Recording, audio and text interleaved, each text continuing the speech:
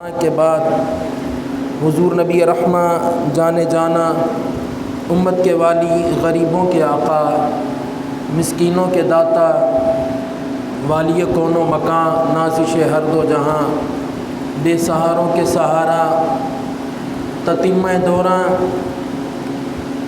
آمینہ کے لال، مدینے کے تاجدار، جناب احمد مجتبیٰ محمد مصطفیٰ صلی اللہ علیہ وسلم کے حریم ناز میں اپنی قیدتوں، ارادتوں اور محبتوں کے پھول نچھاور کرنے کے بعد تمام حاضرین و سامعین کو السلام علیکم ورحمۃ اللہ وبرکاتہ۔ اللہ رب العزت کا بے پایہ فضل ہے، اس مالک و مولا نے ہمیں جمعۃ المبارک کی بابرکت گھڑیاں نصیب فرمائیں۔ اللہ تعالیٰ ہمارا حاضر ہونا اپنی بارگاہ میں قبول فرمائے اور ہم سب کو حضور علیہ الصلاۃ والسلام کی محبت اور سرکار مدینہ صلی اللہ علیہ وسلم کی شفاعت سے مالا مال فرمائے۔ اہل بیت اطہار کی محبت اور ان کا ذکر کرنا یہ ایمان کا حصہ ہے۔ ایمان کی مضبوطی اس وقت ہوتی ہے جب دل میں اہل بیت کی محبت ہو اور صحابہ کرام کا پیار ہو۔ اہل بیت اطہار سے محبت کرنا یہ ایمان کی علامت ہے، اور اہل بیت اطہار کا ایک ایک فرد جس کے بارے اعلیٰ حضرت فرماتے ہیں کہ تیری نسل پاک میں ہے بچہ بچہ نور کا، تو ہے عین نور تیرا سب گھرانہ نور کا۔ نبی کریم علیہ الصلاۃ والسلام، اللہ تعالیٰ نے آپ کو اس وقت بھیجا جب جہالت کے اندھیرے ہر طرف چھا گئے تھے۔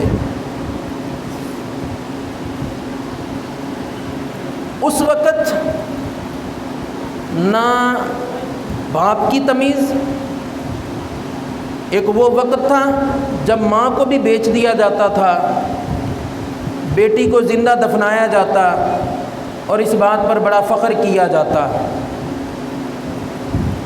اور حضور کی زندگی مبارک کا مقصد صرف یہ تھا کہ یہ جو جہالت کے اندھیروں میں ڈوب چکے ہیں ان کو یہاں سے نکال کر ایک نور کی طرف لے جایا جائے تاکہ انہیں ہدایت کا وہ نور مل سکے جو اللہ سبحانہ و تعالیٰ کی بارگاہ کی طرف لے کر جاتا ہے۔ حضور علیہ الصلاۃ والسلام، آپ کی 23 سالہ زندگی وہ جس میں بڑی مشقتیں، بڑی محنتیں ہمارے لیے، اور یہ تمام تر چیزیں حضور نے تگدو کی ہمارے لیے، محنت کی ہمارے لیے۔ طائف کے بازاروں میں میرے حضور نے پتھر نہیں کھائے، کیا کیا کچھ نہیں ہوا، میرے حضور کے اوپر اوجری ڈال دی گئی، حضور کے دندان مبارک شہید کیے گئے، طرح طرح کی تکلیفیں حضور نے اپنی امت کے لیے یہ برداشت کی۔ تو حضور علیہ الصلاۃ والسلام، آپ نے فرمایا یہ تمام تر چیزیں میں نے کی ہیں، قُلْ لَا أَسْأَلُكُمْ عَلَيْهِ أَجْرًا إِلَّا الْمَوَدَّةَ فِي الْقُرْبَى۔ کوئی بندہ کسی کے لیے کچھ کرتا ہے نا تو بدلے میں کچھ چاہتا بھی ہے کہ اب مجھے اس چیز کا بدلہ دیا جائے۔ تو پتہ ہے اللہ کا قرآن کیا فرماتا ہے؟ محبوب آپ فرمائیں ان سے کہہ دیں کہ میں نے جو تم پر احسان کیے ہیں میں اس کا بدلہ نہیں مانگتا۔ ہاں جی یا رسول اللہ، پھر آپ کیا فرماتے ہیں؟ اللہ ارشاد فرماتا ہے محبوب انہیں کہہ دو میں اس چیز کا بدلہ نہیں مانگتا، ہاں صرف ایک چیز مانگتا ہوں کہ میری اہل بیت سے محبت کر لینا۔ یہ کیا پڑھا ہے میں نے؟ قرآن پڑھا ہے۔ کیا پڑھا ہے جی؟ قرآن۔ قُلْ لَا أَسْأَلُكُمْ عَلَيْهِ أَجْرًا إِلَّا الْمَوَدَّةَ فِي الْقُرْبَى۔ اے محبوب آپ فرمائیں جو میں نے تمہارے لیے مشقتیں کی، ایمان دیا، سارا کچھ کیا تمہارے لیے، اس کا بدلہ میں تم سے اجر نہیں مانگتا، ہاں صرف ایک چیز مانگتا ہوں کہ میرے جو قریبی رشتے ہیں ان سے پیار کر لینا۔ اب ایک اور روایت ہے، ایک اور قول ہے، وہ بھی سنیے گا۔ صحابہ کرام آپ اکٹھے ہوئے اور مشورہ یہ کیا کہ یار نبی کریم علیہ الصلاۃ والسلام نبوت کے کار خیر میں مصروف رہتے ہیں، اور تو کوئی کام، اب یہ دیکھیں نا جو دین کا کام ہے یہ ہمہ پہلو ہے۔ اب یہ جو دین کا کام ہے بندے کو کوئی اور کام نہیں کرنے دیتا۔ اب جس بندے نے 1 گھنٹہ تقریر سنانی ہے اس نے پورا ہفتہ تیاری بھی تو کرنی ہے نا۔ اب جس نے کوئی دین کا کام کرنا ہے ہمہ وقت بندے کی ضرورت ہے۔ اب صحابہ کرام نے کہا کہ سرکار کے مہمان بھی ہیں، اخراجات بھی ہیں، سرکار پہلے کپڑے کی تجارت فرمایا کرتے تھے، بعد میں مصروفیات زیادہ ہو گئیں۔ صحابہ نے کیا کیا، آپس میں کچھ نذرانہ اکٹھا کیا تاکہ ہم حضور کی بارگاہ میں پیش کر سکیں۔ مہمان بھی ہیں، آپ کی ازواج مطہرات ہیں، صاحبزادیاں ہیں، ان کے بچے ہیں، معاملات ہیں۔ صحابہ کرام نے پیسے اکٹھے کیے تو حضرت عباس کو بھیجا، خود سارے صحابی آگے نہیں ہوئے۔ یہاں تو جس نے تھوڑا سا بھی کچھ کرنا ہو تو وہ کہتا ہے کہ یار اب میرا نام بھی ہو، اور جس نے تھوڑی سی بھی کوئی معاملات ایسے کرنے ہوں، مسجد میں اگر کوئی معاملات کرنا ہے وہ کہتا ہے کہ جب میرے نام کی پھٹی بھی لگ جائے۔ ہر بندہ یہ ایسے نہیں ہے، تو یاد رکھے یہ اللہ سبحانہ و تعالیٰ کی رضا کے لیے کام کرنے ہیں۔ صحابہ کرام نے حضرت عباس کو بھیجا۔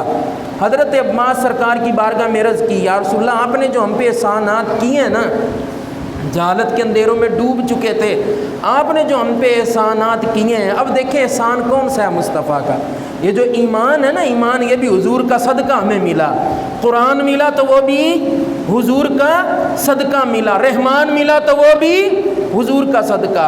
ہمیں کسی چیز کا معلوم نہیں تھا، میرے حضور تشریف لائے، حضور کی جلوہ گری ہوئی تو اللہ نے ہمیں ایمان کی دولت بھی دے دی اور قرآن کے نور سے بھی مالا مال فرما دیا۔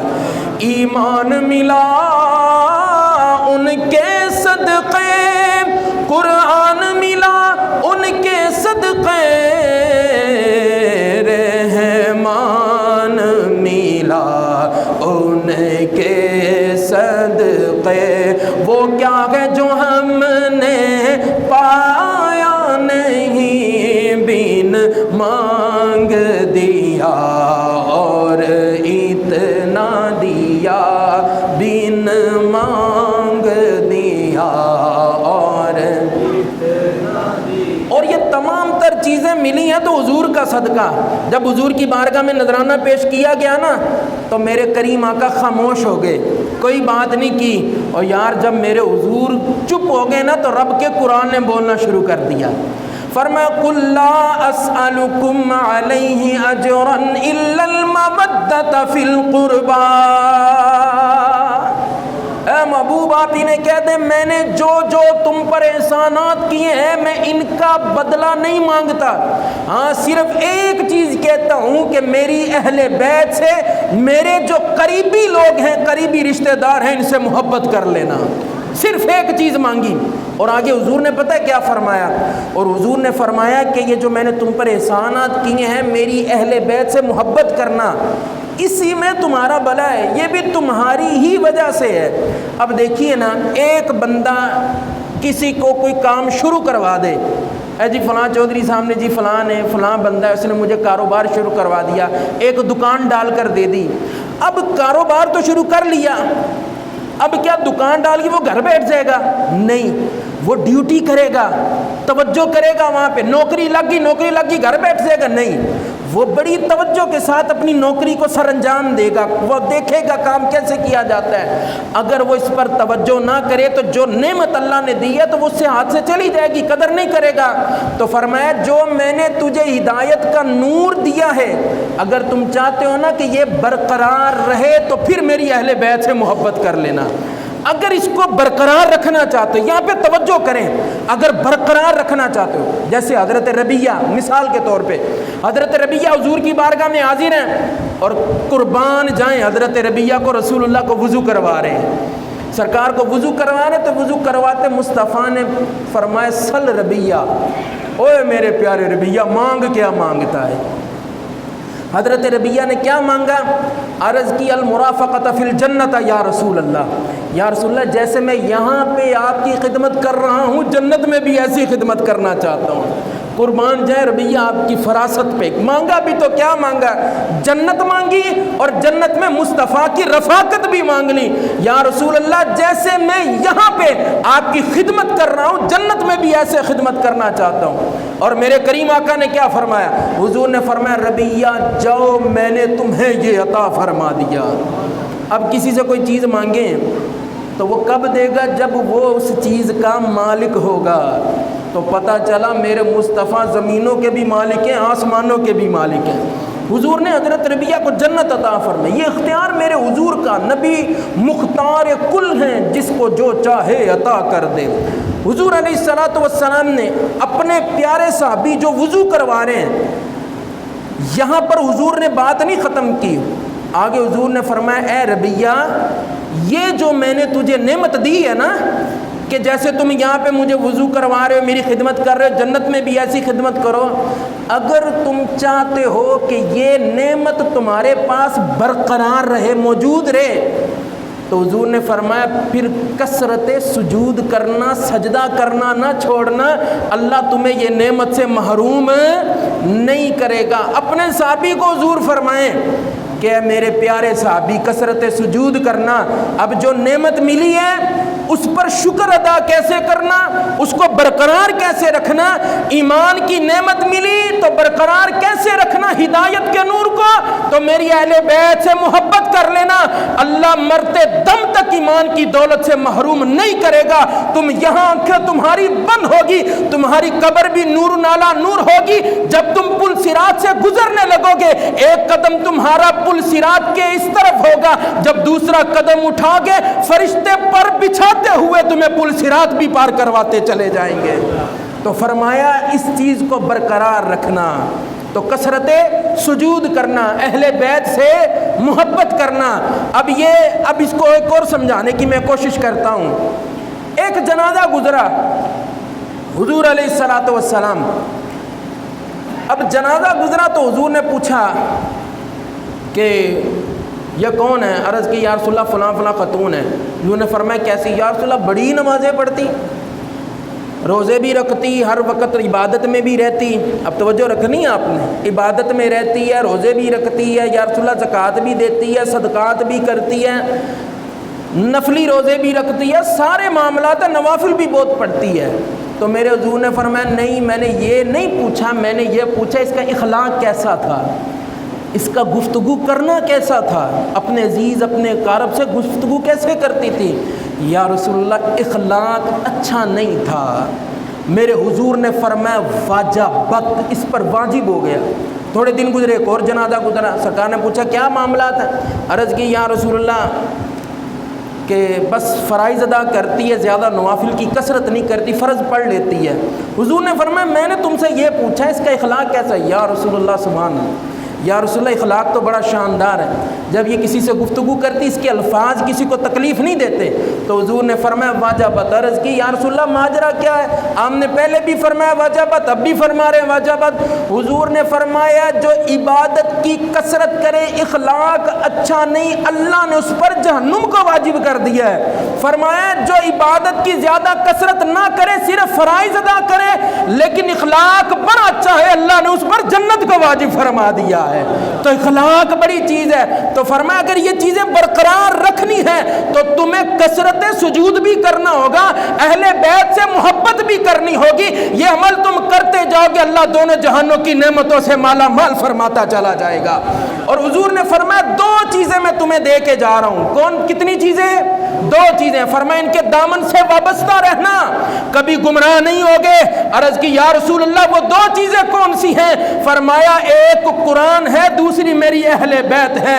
نہ قرآن اہل بیت سے جدا ہے، نہ اہل بیت قرآن سے جدا ہے۔ فرمایا ان کے دامن سے وابستہ رہنا، کبھی بھی گمراہ نہیں ہوگے، اللہ ہمیشہ تمہیں ہدایت کا نور عطا فرماتا رہے گا۔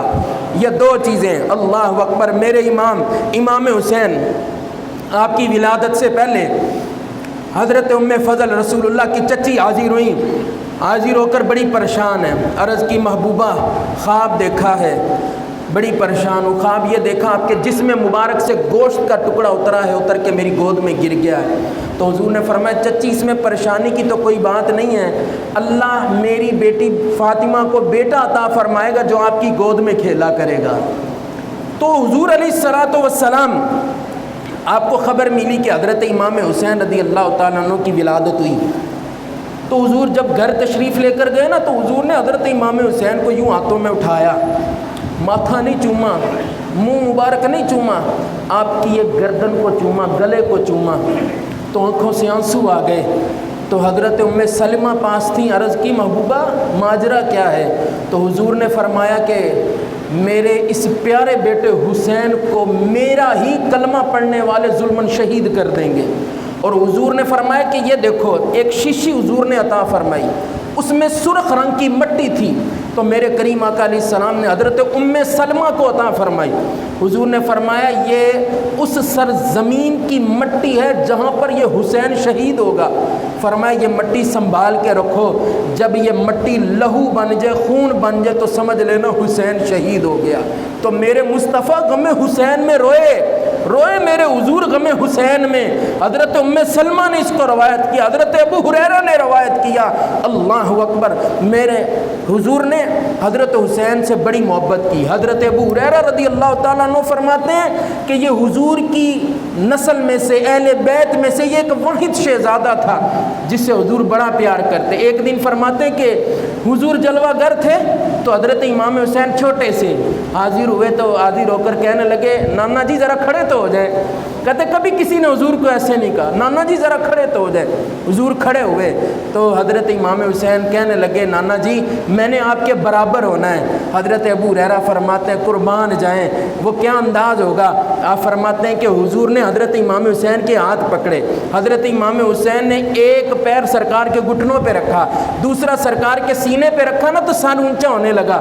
تو حضور نے فرمایا اوے شہزادے تو کہتا تھا میں نے برابر ہی ہونا، تو اوپر ہی نکلتا جا رہا ہے۔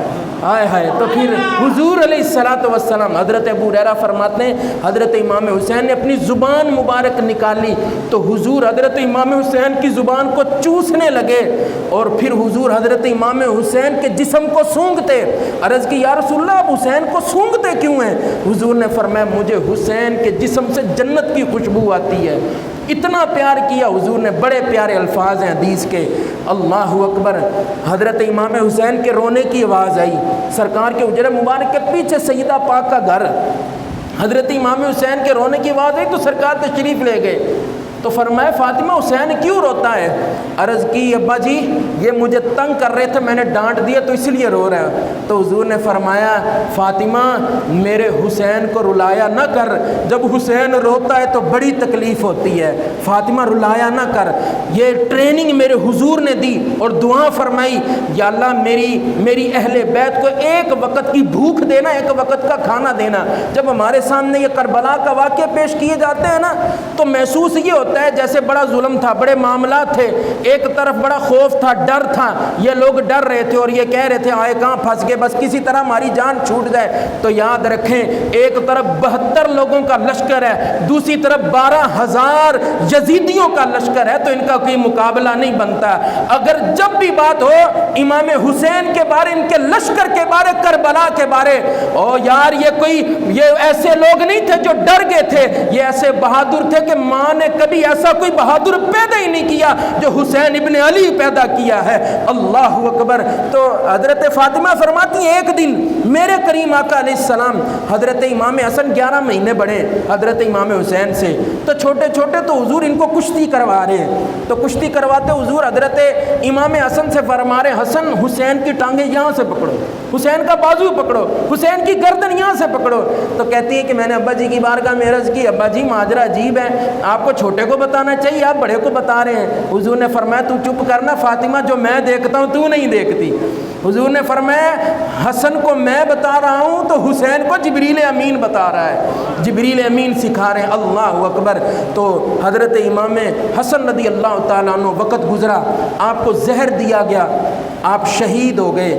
11 مہینے بڑے تھے حضرت امام حسین سے حضرت امیر معاویہ رضی اللہ تعالیٰ عنہ آپ کی جو اجتہادی خطائیں ہیں وہ اپنی جگہ پر ہیں، لیکن جن سے ہمارے بڑوں نے صلح کی تو ہم بھی صلح کے ہی قائل ہیں۔ حضرت امام حسن نے حضرت امیر معاویہ سے صلح کی اور پھر ہم حضرت حسن کے ماننے والے ہیں، تو ہمیں بھی زبان کھولنے کی اجازت نہیں ہے، سب کو شتم کرنے کی اجازت نہیں ہے، بالکل بھی نہیں کریں گے۔ اللہ اکبر۔ یہ نبی کے صحابی حضرت امیر معاویہ رضی اللہ تعالیٰ عنہ، ان کا جب دور تھا تو ان کا بیٹا یزید، ہر کسی کے پاس نا اچھے لوگ بھی مشورہ دینے والے ہوتے ہیں، برے لوگ بھی ہوتے ہیں۔ انہوں نے مشورہ دیا لوگوں نے حضرت امیر معاویہ کو، آپ یزید کو ولی عہد مقرر کریں۔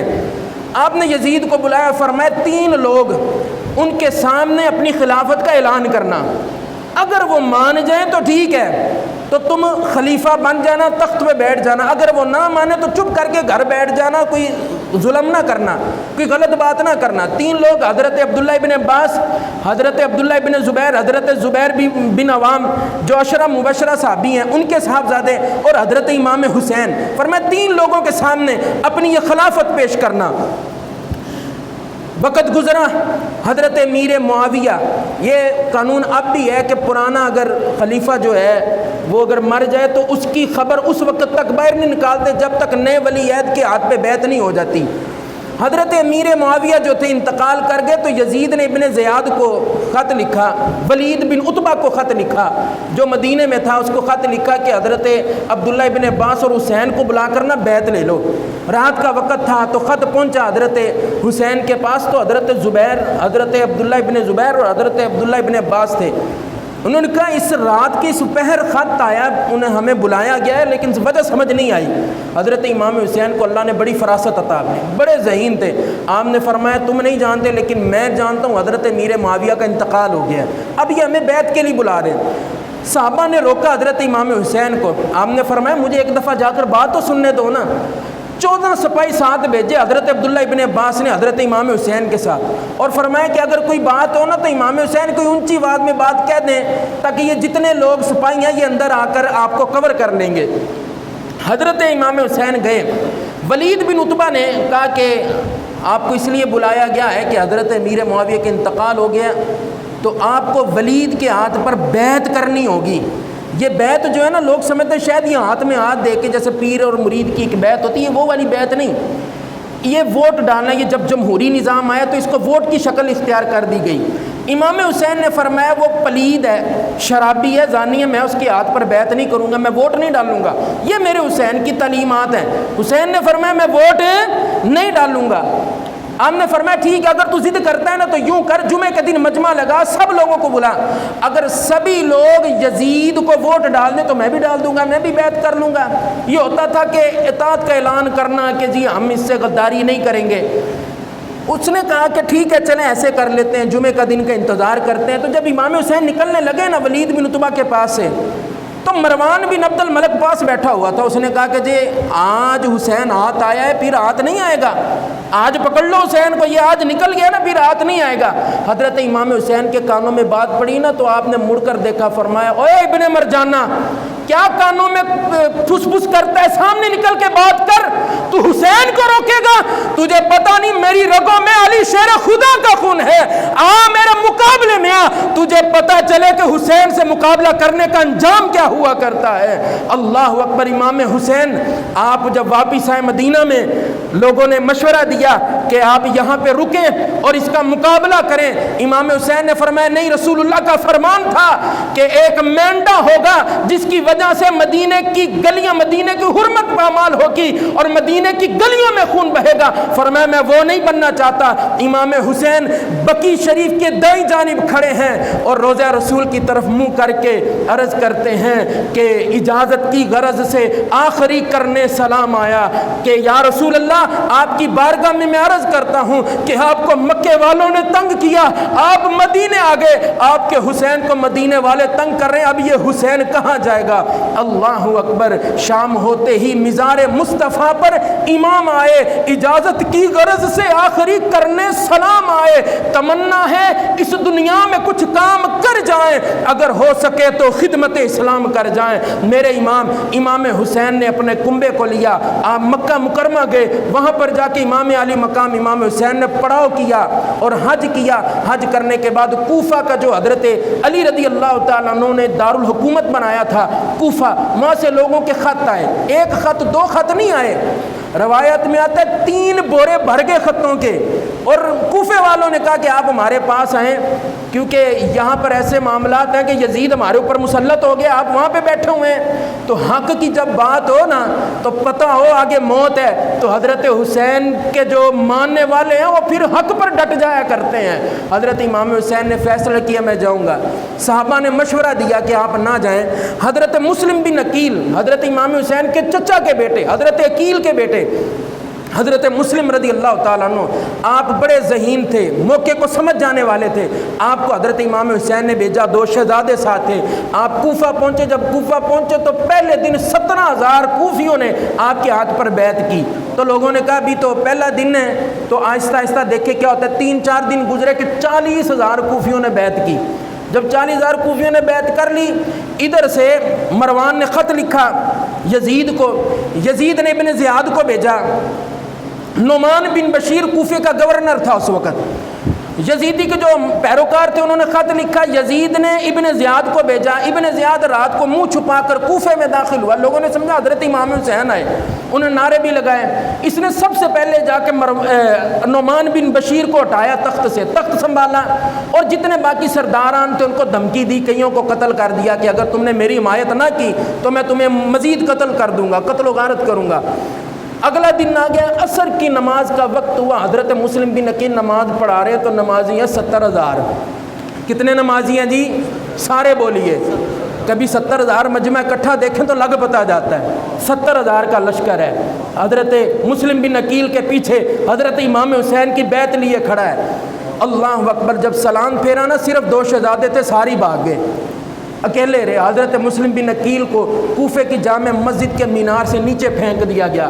آپ شہید ہو گئے, آپ کے شہزادوں کو شہید کیا. ابن زیاد نے انعام رکھا آپ کے بچوں کے سر پہ, ان کو بھی شہید ظلمن کیا گیا. ننھے شہزادے تھے دونوں. اللہ اکبر. حضرت مسلم بن عقیل کی لاش کو کوفے کے بازار میں لٹکا دیا گیا. حضرت مسلم بن عقیل نے نا پچھلے دن حضرت امام حسین کو خط لکھ دیا تھا کہ آپ یہاں پہ تشریف لے آئیں, یہاں پہ بڑے اچھے حالات ہیں, کوفیوں نے بیعت کر لی میرے ہاتھ پہ.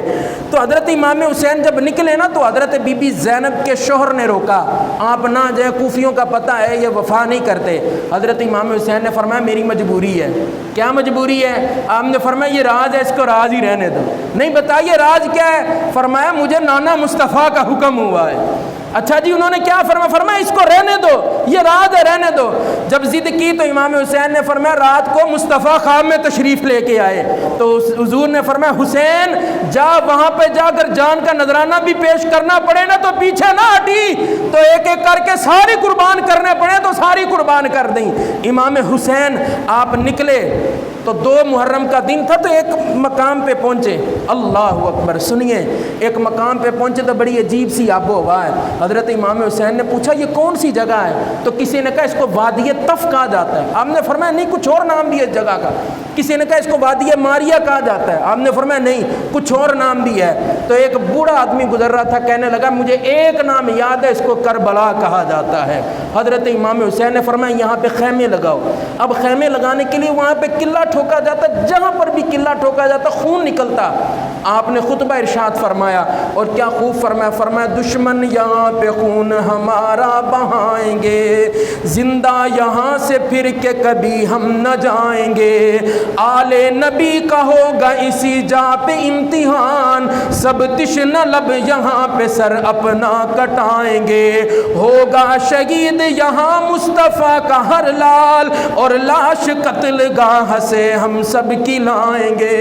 حضرت علی اکبر نے عرض کیا ابا جی آپ یوں کیوں فرما رہے ہیں؟ آپ نے فرمایا پتر ایک دفعہ تیرے دادا حضرت علی، تیرے تایا حضرت حسن یہاں سے گزر رہے تھے، انہوں نے پڑاؤ کیا، یہاں پہ آرام کیا، حضرت علی کی آنکھ کھلی تو آنکھیں لال تھی، سرخ ہوگی رو رو کے۔ عرض کی ابا جی روتے کیوں؟ فرمایا بیٹا میں نے اس جگہ پہ دیکھا ہر طرف خون خون بہ رہا ہے اور تیرا چھوٹا ویر حسین خون میں غوطے لے رہا ہے اور مدد کے لیے پکارتا ہے، کوئی مدد کے لیے نہیں آتا۔ اور حضرت علی نے حضرت حسین سے پوچھا اے بیٹا جب تجھ پر یہ وقت آئے گا تو کیا کرے گا؟ اور میں نے ابا جی کی بارگاہ میں عرض کی ابا جی جب مجھ پر یہ وقت آئے گا میں صبر کا دامن نہیں چھوڑوں گا۔ تو فرمایا انما یوفی الصابرون اجرهم بغیر حساب، فرمایا جو بندہ صبر کرتا ہے اللہ اسے بغیر حساب کے اجر بھی عطا فرمایا کرتا ہے۔ تو 3 محرم کا دن آ گیا، کرتے کرتے 7 محرم کو، 2 محرم کو عمر بن سعد نے آپ کو پکارا، 7 محرم کو عمر بن سعد حضرت عبداللہ ابن ابی وقاص کا بیٹا تھا، سعد ابن ابی وقاص کا بیٹا تھا عمر بن سعد، یہ وہ جلیل القدر صحابی تھے۔ حضرت سعد ابن ابی وقاص میدان جنگ میں تیر چلاتے تھے، تیر ختم ہو گئے، رسول اللہ ان کی طرف تیر بڑھاتے ہوئے فرما رہے ہیں تجھ پر میرے ماں باپ قربان ہو جائیں، تجھ پر ماں باپ قربان ہو جائیں۔ اللہ اکبر، اس کو ذرا مختصر کرتا چلوں، نبی کریم علیہ الصلوۃ والسلام کا یہ پیارا شہزادہ 7 محرم کو پانی بند کیا کہ دشمن کا حکم تھا کہ پانی بشر پئیں، چرند پئیں، پرند پئیں، سب اہل ہنر پئیں، سب پئیں پر منع تم نہ کیجیو، ایک فاطمہ کے لال کو پانی نہ دیجیو۔ 7 محرم کا دن آیا، 9 محرم کا دن آیا، حضرت علی اکبر فرماتے میں اذان دینے کے لیے باہر نکلا، میں نے دیکھا ایک بوڑھی خاتون جھاڑو لگا رہی ہیں، میدان کو صاف کر رہی ہیں۔ میں نے عرض کی اماں جی آپ کون ہیں؟ جب چہرہ ادھر کیا کوئی اور نہیں سیدہ فاطمہ زہرا تھیں۔ فرمایا بیٹا میں ہوں فاطمہ بنت شاہ مشرقین، کل اسی مقتل میں لیٹے گا میرا پیارا حسین، جھاڑتی ہوں اس لیے میں کربلا کی یہ زمین ان کے زخموں میں نہ چبھ جائے کوئی کنکر کہیں۔ 10 محرم کا دن آیا، 9 محرم کو حضرت علی اکبر اندر گئے، جا کر عرض کیا کہ ابا جی باہر میں دادی فاطمہ کی زیارت کر کے آیا ہوں۔ حضرت امام حسین نے فرمایا تو باہر دادی کی زیارت کر رہا تھا، اندر میں اپنے نانا مصطفیٰ کی زیارت کر رہا تھا۔ اللہ اکبر، یہ عظیم لوگ۔ 10 محرم کا دن آیا، پہلی شہادت حضرت وہب قلبی کی ہوئی، جن کی 1 رات پہلے شادی ہوئی تھی، پہلی شہادت ان کی ہوئی۔ شہادتوں کا سلسلہ چلا، حضرت قاسم نے آپ کے بھتیجے حضرت امام حسن کے بیٹے حضرت قاسم بن حسن، حضرت امام حسین کے ساتھ آپ کے 3 بھائی اور بھی تھے، حضرت ابو بکر بن علی، حضرت عمر بن علی، حضرت عثمان بن علی۔ ان کا نام اس لیے نہیں لیا جاتا کہ یہ خلفائے راشدین کے نام پہ نام رکھا، اپنے یاروں کے نام پہ رکھا۔ اللہ اکبر، حضرت امام حسین رضی اللہ تعالیٰ عنہ، حضرت عباس بھی شہید ہوئے، حضرت علی اکبر بھی شہید ہوئے۔ حضرت بی بی شہر بانو نے عرض کیا اپنی زوجہ نے، حضرت جی آج تک منگیا کچھ نہیں، آج ایک چیز مانگتی ہوں، ہمارا ننھا علی اصغر کئی دنوں سے پیاسا ہے، اب تو چھاتی میں دودھ بھی خشک ہو گیا، رو رو کے حلق بھی خشک ہو گیا، پانی پینا چاہتا ہے، پانی نہیں ہے۔ اللہ اکبر، حضرت امام حسین نے ننھے علی اصغر کو اٹھایا اور باہر لے کر گئے، باہر لے کر کہا یزیدو بدبختو تمہاری جنگ میرے ساتھ ہے، ننھے بچے کا کیا قصور ہے؟ ایک بدبخت نے تیر مارا، حضرت علی اصغر کے حلق سے آر پار ہو کے حضرت امام حسین کے بازو میں پیوست ہو جاتا ہے۔ اللہ اکبر، حضرت امام حسین آپ نے کیا کیا؟ چلو بھرا خون کا، آسمان کی طرف نظریں اٹھا کر دیکھا، مولا اگر تیری رضا اسی میں ہے تو ایک علی اصغر کیا کروڑ علی اصغر ہو تو ایک ایک کر کے وہ بھی تیرے نام پہ قربان کرتا چلا جاؤں گا۔ اللہ اکبر، وہ دن بڑا تکلیف دہ دن تھا۔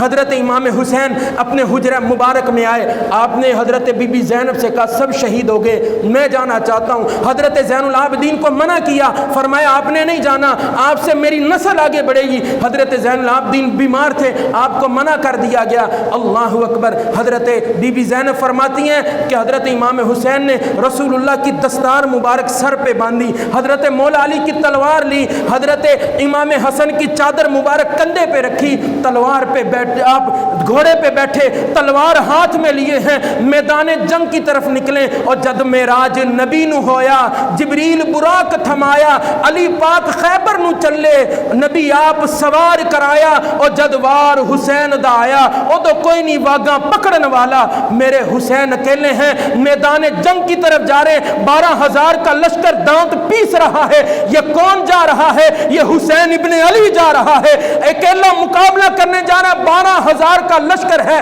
وہ کہتا ہے بیعت کر لو، حسین کہتا ہے یہ ہاتھ کٹ جائے گا، یہ بچے کٹ جائیں گے، لیکن گناہگار کے بدبخت کے ہاتھ پر بیعت نہیں کی جائے گی۔ میرے امام میرا حسین یہ جاتا ہے میدان کربلا کی زمین پر، ایک ایک یزیدی آتا ہے، آپ گاجر مولی کی طرح کاٹتے جا رہے ہیں۔ یہ کون ذی وقار ہے، یہ کون شاہ سوار ہے؟ لباس ہے پھٹا ہوا، لخت لخت کٹا ہوا، نبی کا نور عین ہے، یہ بالیقین حسین ہے۔ اللہ اکبر۔ امام علی مقام جب کاٹتے جا رہے ہیں تو ابن زیاد نے کہا کہ اوے یہ علی کا پتر ہے، تم اس کا مقابلہ نہیں کر سکو گے، اکٹھے حملہ کرو۔ جب اکٹھے حملہ کیا تو امام حسین نے فرمایا کہ نماز کا وقت ہے، 2 رکعت مجھے پڑھ لینے دو، اپنے رب سے کچھ باتیں کر لینے دو، رب کا شکر ادا کر لینے دو۔ اور میرے حسین تیری جرت پہ لاکھوں سلام، تیری بہادری پہ لاکھوں سلام پیش کرتی ہے یہ امت، تیرے احسانات کا بدلہ نہیں دے سکتی یہ امت، تو نے جو اس امت پر احسان کیے ہیں، حسین منی و انا من الحسین، جو تو نے پورا کر کے دکھایا ہے۔ میرے امام میرے حسین آپ سجدے میں ہیں، شمر سینے پہ چڑھتا ہے اور آپ کا سر تن سے جدا کر دیتا ہے۔ انا للہ و انا الیہ راجعون۔ اجے نہ ماری ویر میرے نو، حضرت بی بی زینب خیمے میں ہے اور رو کے کہتی ہے اجے نہ ماری ویر میرے نو، اجے نماز بھی پوری نہ ہوئی، او قرآن دے کاری سہ ڈٹھے پر نماز دا کاری کوئی۔ حسین ابن علی سر تن سے جدا ہو گیا۔ یزید نے اپنی خلافت کے لیے، اپنے اقتدار کے لیے یہ ظلم کیا، یزید مٹ گیا، نام ختم ہو گیا، نام و نشان اس کی نسل مٹ گئی، لیکن حسین کل بھی زندہ، حسین آج بھی زندہ، حسین کربلا میں زندہ، حسین مکے میں بھی زندہ، حسین مدینے میں بھی زندہ۔ اللہ تعالی ہمیں امام علی مقام کی تعلیمات اور